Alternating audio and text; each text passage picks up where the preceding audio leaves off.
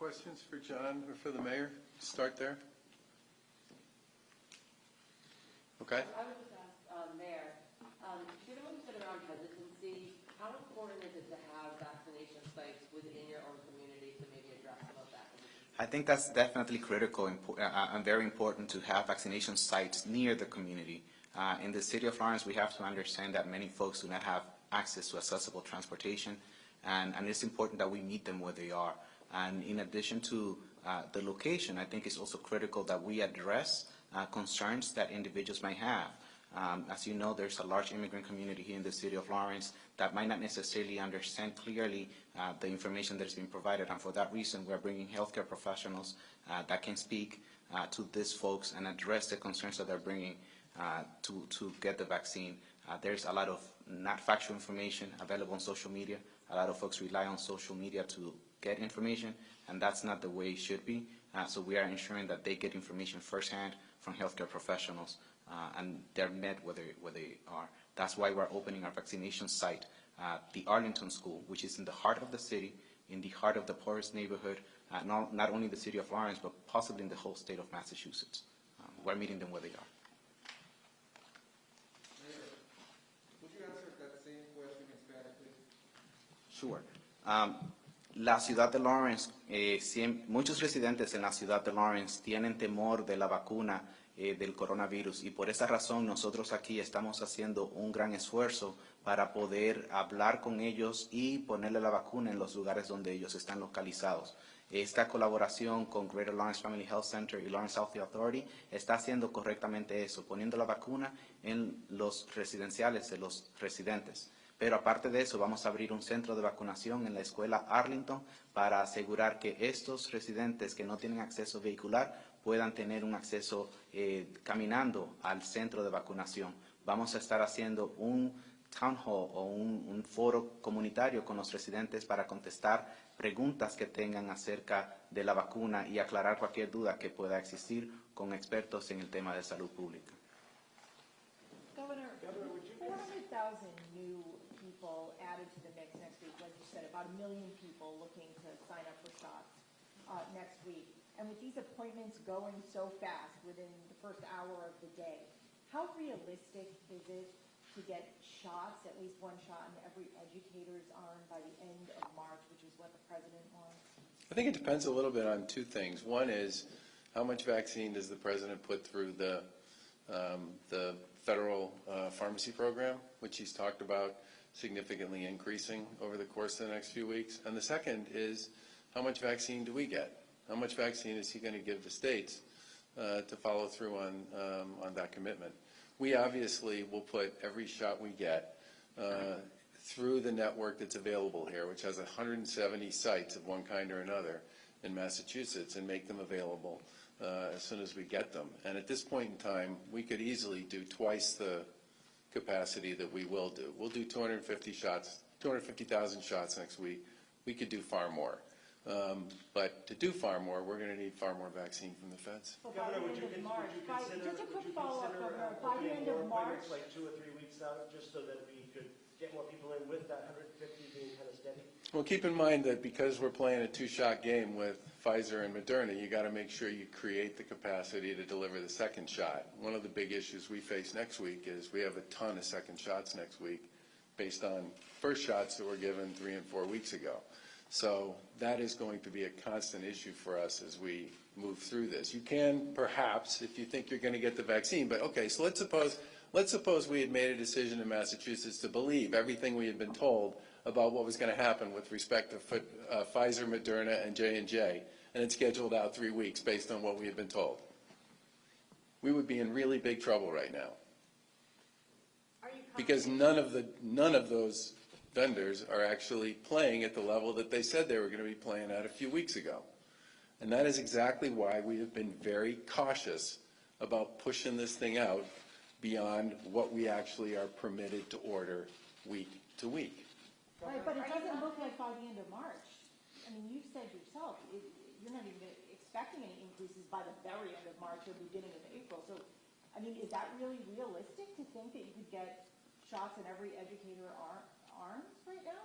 Well, I think unless there's a significant increase in supply coming from the feds, it's going to be hard to get through the current eligible universe by the end of March. Yes. Governor, could you tell us why 13,000 appointments, you know, some weeks it's 70,000, 13, is that because there are so many seconds, so you're holding some back?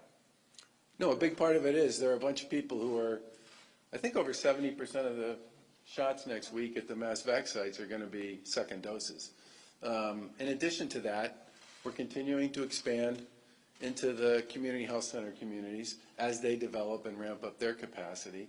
And we've been doing the same thing with some of the folks in the provider space generally. I mean, remember, there are 170 sites that are currently available, some of which people can get to through our website, some of which people get to because they're patients of organizations like these. Governor, of the 150 you get each week, I mean, going out the next couple weeks, I mean, how many are allotted for second dose?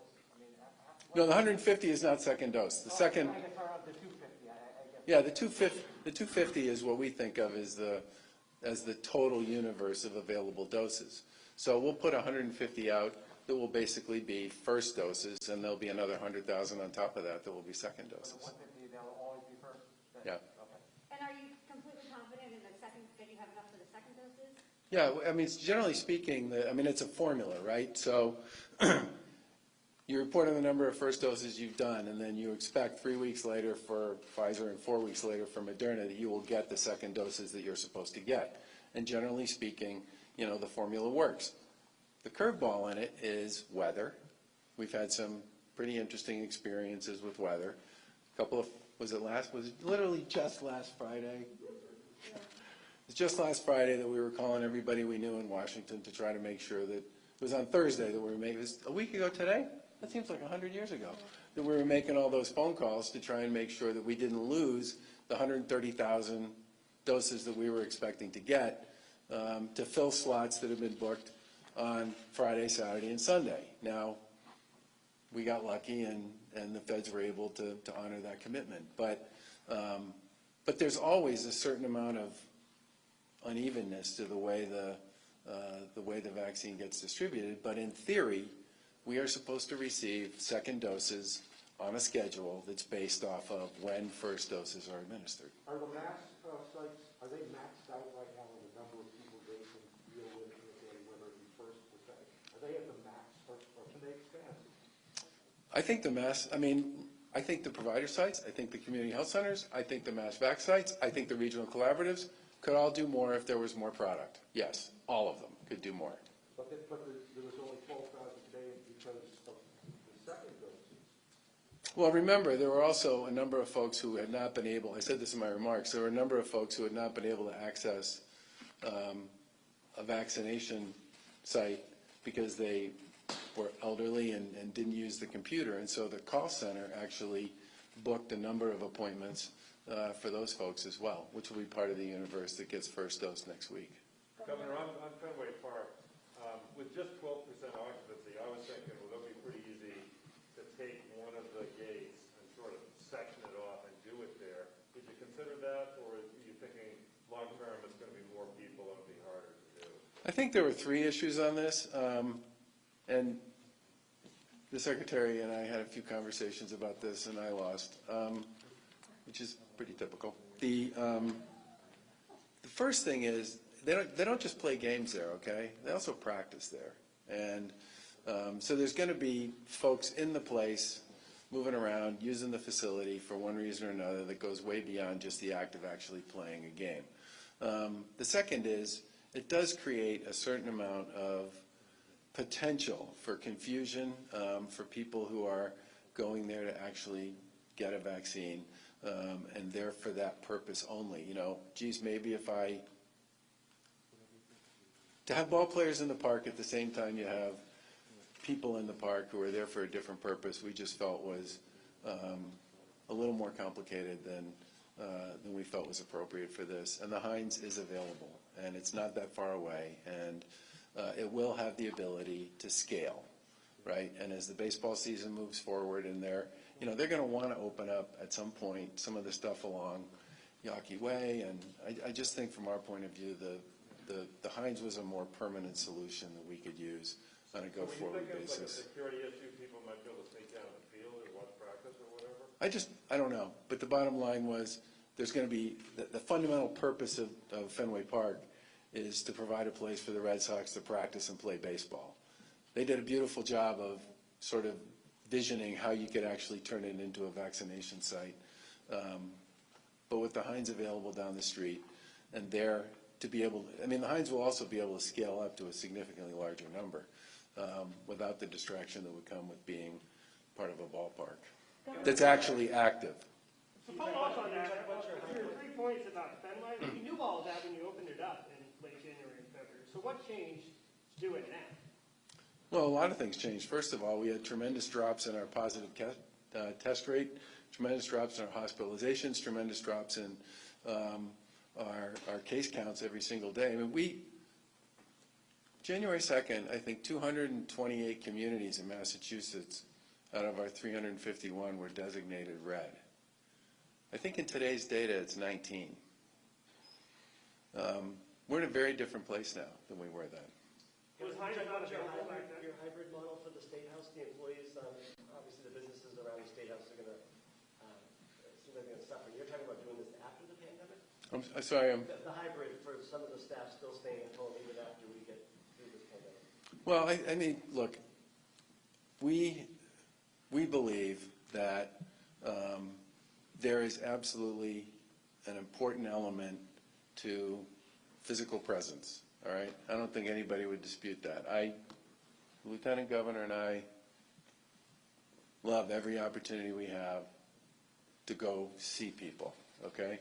And I certainly believe that, you know, once we move past the pandemic, there will be an interest in getting together. I just think a lot of people have learned that they can be enormously productive without spending 5 days a week in the office. And I don't think that's just true for us. I think that's true for many employers. And it's one of the reasons why we put out an RFP to find somebody we could work with on this whole question about where and how people are going to work in the future. Because I think it has real significant consequences for how we think about public policy.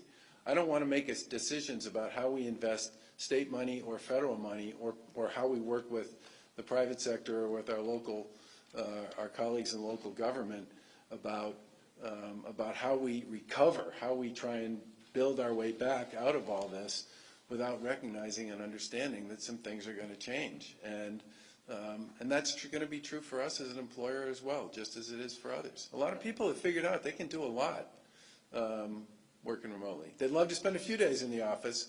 They'd love to be involved in kind of the socialization associated with the teams that they work with. But there are a lot of people who think they can do a lot more than they were doing before by not spending 5 days in the office.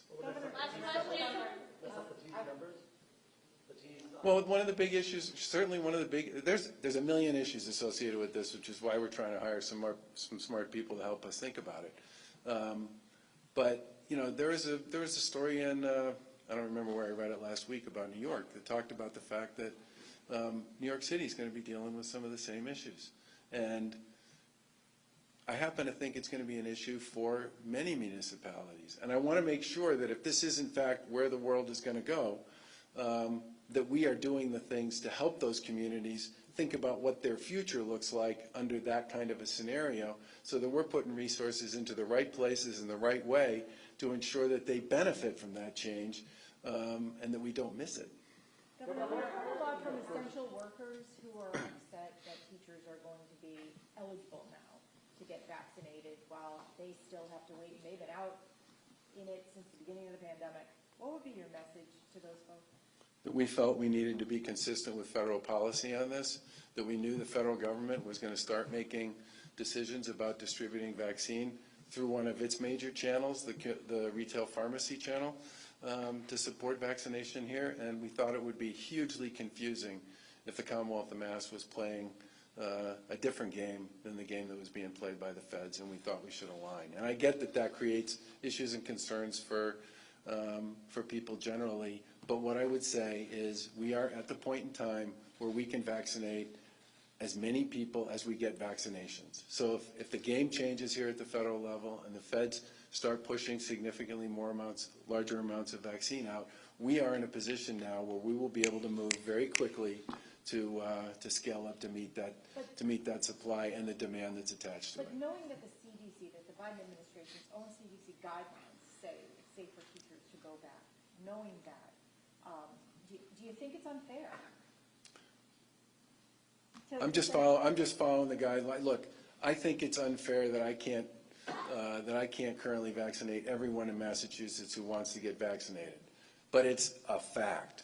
It's a reality. Until there's more vaccine, we're going to be playing this waiting game. And what I will say is we should all remember that the combination of the federal government and a whole bunch of really smart companies, many of whom are located here in Massachusetts, did something that had never been done before. It produced a vaccine that works in less than a year to fight a global pandemic. I mean, this is an extraordinary accomplishment, and it makes it possible for us to create a safe remedy to a terrible scourge in a really short period of time. And I think it'd be great if we had more and could distribute more. And I hope that we do have more so that everybody who wants to get a shot can get one.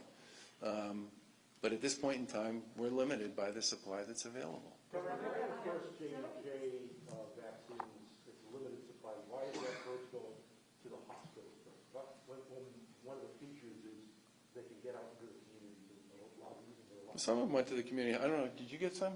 Did you get some? You didn't. Some of them did go to community health centers as well. Pardon me? Why the hospitals? Well, they have the ability to.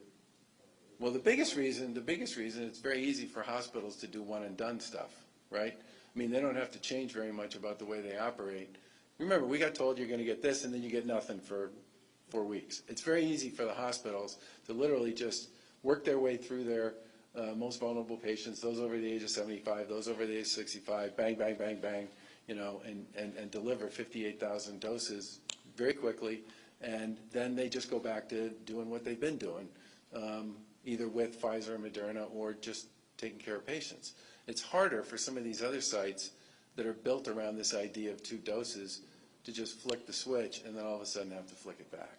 Governor, it costs well into the hundreds of thousands of dollars to operate some of these mass vaccination sites every week. I wanted to check first, is the state expecting to get reimbursed for all of that from the feds? And then also, some local officials, local board of health officials, and lawmakers are questioning why invest in for-profit companies rather than take that money and invest them into local boards of health where the infrastructure could be built up and used in future public health emergencies. I think the biggest issue for us was efficiency, speed, and capacity to deliver in a very short period of time. I mean, remember, when we first started expanding our infrastructure here in Massachusetts, we had a lot of catching up to do. And this is a race against time. At the end of the day, it's a race against time. New variants, other concerns, everybody wanting to get vaccinated. We needed more. Every state in the country is creating large-scale sites in the race against time. And for us, this race against time required us to create a lot of additional capacity that could focus exclusively on one thing and one thing only, which was the delivery of vaccines. I'll tell you something, we get an incredible amount of incoming from people who access those mass vac sites. They are amazing ambassadors to the vaccine program. Governor, given this week you only have the 12,000, is that going to become the norm this week, that level? Given the second doses that are needed? It's going to depend to some extent on how many people 3 and 4 weeks ago got their first doses and are now getting their second doses. And it'll depend a little bit on what does happen with supply, and it will also depend on how these folks are doing. You got 170 sites. You got multiple channels here, and at the end of the day, one of the greatest challenges the command center has is figuring out how to make sure all of it lands where it's supposed to land, given that some days we get this much, some days we get this much, some days we get this much, some days we get that much, and with some of the issues that we've had, which hopefully will go away around weather, It's not the easiest thing in the world to plot and plan. But I would say that I do think we will continue to make about 150,000 first doses available, if that's what we get from the feds, every week as part of the way we distribute vaccine to a universe that's significantly bigger than that. We're getting some reports of some health centers are having to cancel appointments this week or next because they're not getting the vaccine that they were told they were going to be getting. Are you aware of any? I'm not, but we'll follow up on it. Talk real quick, Governor, about funeral directors. I did a sad story this week on a young man whose dad died of COVID. He believes from a family who had another one that died. The CDC is a little innocuous with the documents, but the CDC supposedly has them slated as healthcare workers. You're one of the only states that doesn't. Has any thought been given, especially given the medical examiner's office being given vaccine, to allowing these people? We've got an advisory board that gave us guidance on how to do this. For the most part, we've been following their protocols and their recommendations. Like I said earlier, I would like to be able to put everybody into the mix. But at this point in time, we're following a list. And the biggest thing on this list was people who are most vulnerable to COVID, which started with long-term care and a whole bunch of folks who serve people who are vulnerable to this as well. And that's where we started, and that's where, and unfortunately, there's a pace we can go at, and it can only go as fast as the vaccine that we get.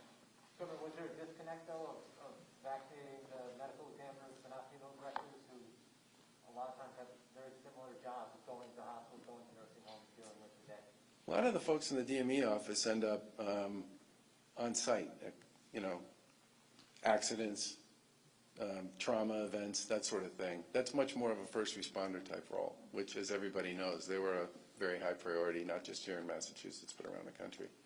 Thanks, everybody. Thank you, Governor. And thanks again to the folks at Lawrence for the wonderful job you're doing collaborating with one another. We look forward to continuing to work with you.